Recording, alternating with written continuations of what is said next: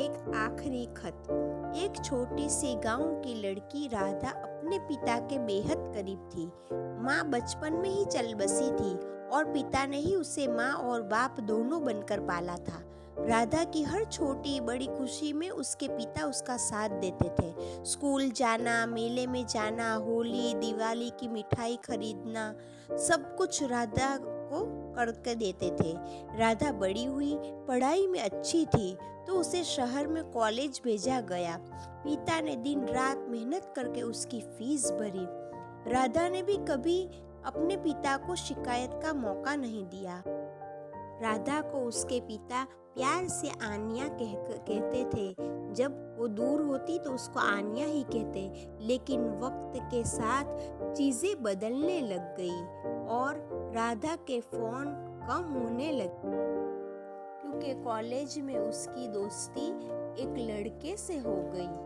अब वो उसके साथ धीरे धीरे वो लड़का ही सब कुछ होने लगा, उसकी दुनिया बन गया। पिता को धीरे धीरे उसके रवैये का एहसास होने लगा और बदले व्यवहार का भी एहसास होने लगा। फोन कम होने लगे, गांव आना बंद हो गया।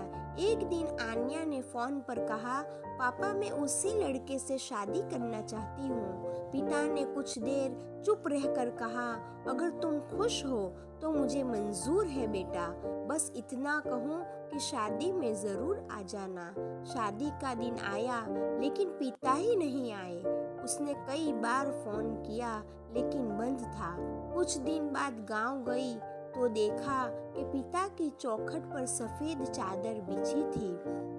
गांव वालों ने कहा कि वो तुझसे बहुत प्यार करते थे, लेकिन तू आखिरी खत भी नहीं पढ़ सकी बेटा।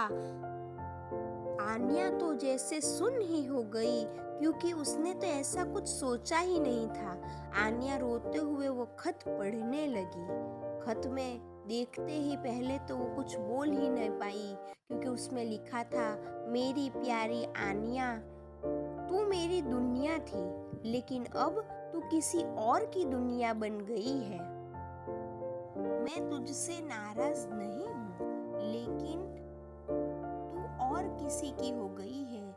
तो मैं तुझसे बहुत प्यार करता हूँ, लेकिन बस एक बार तेरी शादी में आकर तुझे दुल्हन बने देखना चाहता था, लेकिन अब आंखें थक गई है और दिल भी थक गया है।